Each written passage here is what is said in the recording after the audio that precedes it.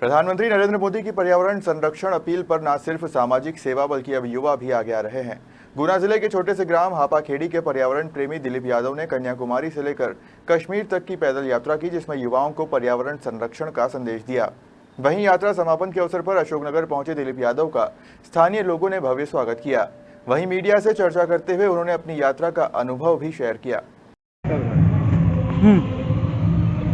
रितेश जी, आज अपना एक भाई इतनी लंबी यात्रा करके आया है, आपको कैसा महसूस हो रहा है? देखिए, ये अशोकनगर के लिए एक गौरव की बात है कि अशोकनगर जैसे एक सामान्य शहर में एक छोटा सा गांव है हापाखेड़ी।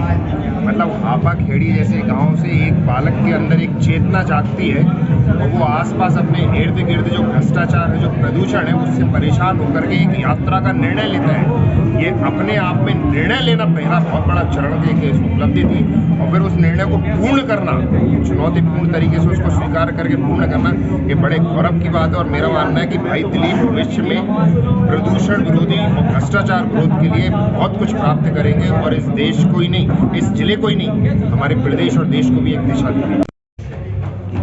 भैया, क्या शुभ नाम है आपका? मेरा नाम दिलीप यादव। दिलीप यादव जी, पहले तो आपको बहुत बहुत शुभकामनाएं। आपने अपनी यात्रा पूरी की और इसमें कई पड़ाव पे आपको मुश्किलें भी आई होंगी, तो ये यात्रा आपकी रही कैसी, इसका अनुभव बताएं। यात्रा तो हम अगर अनुभव कहें तो यात्रा मुश्किल ही होती है, कोई सी भी आप यात्रा करें मुश्किल ही होती है।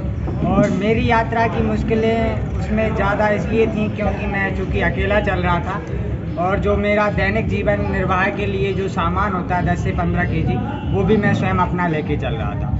और खाने का कोई ठिकाना नहीं, रहने का कोई ठिकाना नहीं, कहाँ तक आपको जाना है, कहाँ रुकना है, कोई पता नहीं। तो उस वजह से मुश्किलें तो आती हैं साहब, और उनका सामना करते हुए हमें चलना भी पड़ा। तो इस दौरान आपको जो अपनी परंपरा है अतिथि देवो भव, भारतीय संस्कृति का, उसका कोई कटु अनुभव मिला क्या? बिल्कुल बिल्कुल, ये भारत इतना प्यारा है कि जिसकी आप कल्पना नहीं कर सकते। आप बाहर निकल के देखिए, ऐसे ऐसे देशभक्त मिलते हैं आपको। मेरे को भी ऐसे ऐसे देशभक्त मिले कि वो देखते ही आंखों से आंसू टपकाने लगते थे। कोई अपनी स्लीपर निकाल के पैरों को दौड़ता था, मैं उनको ज़बरदस्ती रोकता था।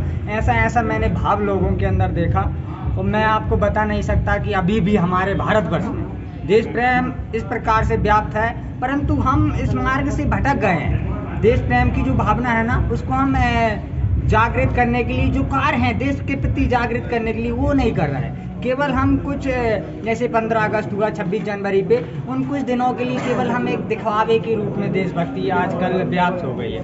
तो इसको क्यों ना हम, जो देश के शत्रु हैं प्रदूषण और भ्रष्टाचार, मैं किसी एक पर्टिकुलर व्यक्ति को नहीं बोल रहा, किसी भी दल को नहीं बोल रहा, किसी को नहीं बोल रहा, ये हमारी रग रग में व्याप्त है। ना कोई इससे, कोई भी नहीं कह सकता कि हम इससे अछूते हैं, ना आम जनता कह सकती, ना कोई राजनीतिक दल कह सकता, ना ही अधिकारी कर्मचारी वर्ग कह सकता, ना ही व्यापारी कह सकते। इसमें सब लिप्त हैं। इसके लिए सभी को कार्य करना पड़ेगा और सभी को जागृत होना पड़ेगा, तब जाके हमारा देश बीमारी और गरीबी से बच पाएगा। अगर आज भी हम लोग प्रदूषण और भ्रष्टाचार के प्रति कार्य नहीं किया तो आने वाला समय इतना भयावह होगा कि मैं आपको क्या बताऊं।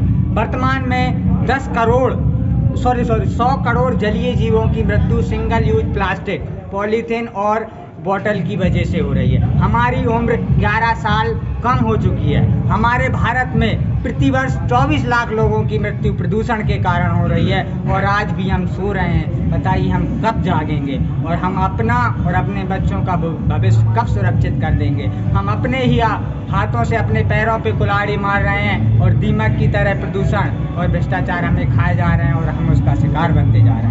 अब ये